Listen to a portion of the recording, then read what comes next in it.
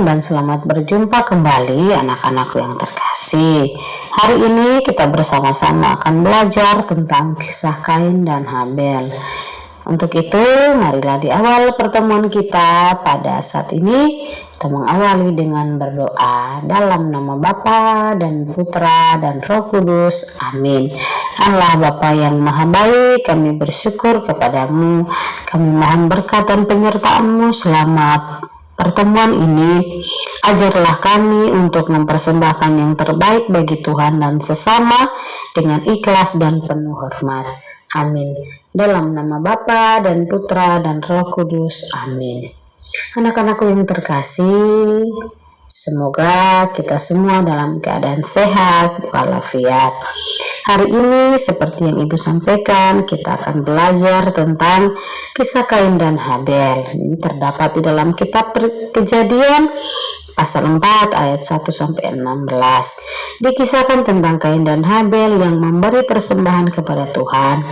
Kain mempersembahkan sebagian dari hasil usahanya, tetapi bukan yang terbaik dari yang ia miliki. Namun ingat anak-anak, berbeda dengan si Habel yang memilih yang terbaik dari hasil usahanya untuk dipersembahkan kepada Tuhan. Habel memberi dengan senang hati dan rasa hormat yang tinggi. Namun sebaliknya Kain memberi dengan setengah hati, sekedar memenuhi kewajibannya saja, ya. Bila Tuhan lebih berkenan pada persembahan Habel dan menolak persembahan Kain, maka anak-anak yang terkasih, pantaskah Kain marah dan iri hati? Tuhan Allah menegur Kain agar tidak marah dan iri hati. Kenapa Tuhan menegur Kain seperti itu? Sebab itu akan memicu untuk dia berbuat jahat. Anak-anakku yang terkasih, namun apa yang terjadi?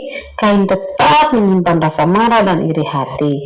Maka ia membunuh Habel adiknya.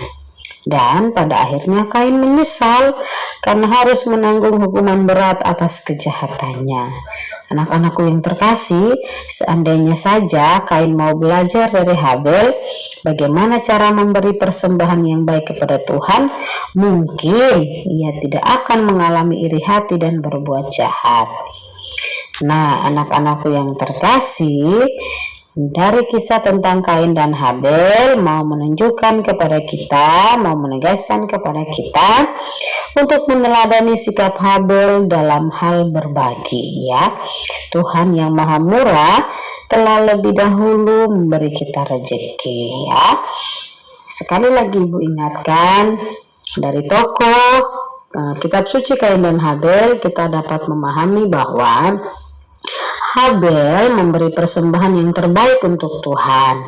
Habel memberi dengan senang hati dan sikap hormat. Maka sudah patutnya kita meniru sikap Habel bila kita memberi persembahan kepada Tuhan, ya. Tuhan tidak menerima persembahan Kain. Mengapa? Ya karena Kain diberikan atau ia memberikannya kepada Tuhan tidak dengan sepenuh hati, ya. Ia memberi kepada Tuhan dengan persembahan yang kurang baik, ya. Maka hal ini sudah sangat jelas. Tuhan melarang kita untuk kita tidak boleh iri hati, kita tidak boleh seperti Kain yang iri hati terhadap Habel, ya. Karena Habel iri hati, maka